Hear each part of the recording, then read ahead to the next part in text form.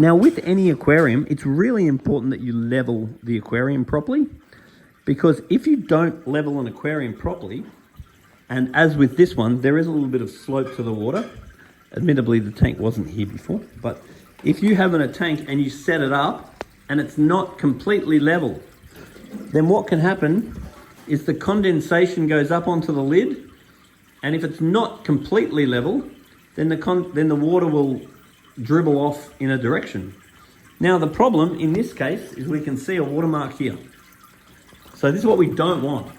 So see here, there's a little bit of a groove. So the water's slowly going off that way.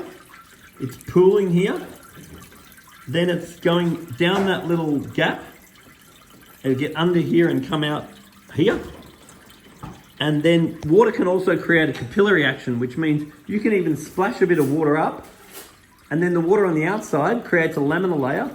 So it's got a high surface tension, and the water on the inside can actually siphon. So that can actually happen. So it's really important, two things.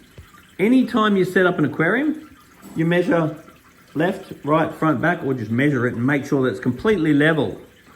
And then this is much less likely to happen.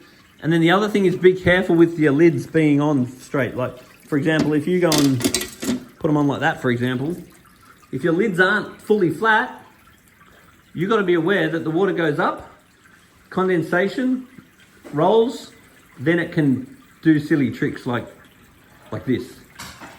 So end of the day, make sure your tank's very level, make sure your lids are flat, and then just be conscious of things like air stones throwing up heaps of water, and be careful of pumps throwing up water, because it's very inconvenient when you think your tank leaks. It's going to cause all sorts of trouble that you don't want. So level your tank, make sure your lids are flat, and watch the way the water moves, and then hopefully you're not going to have a problem.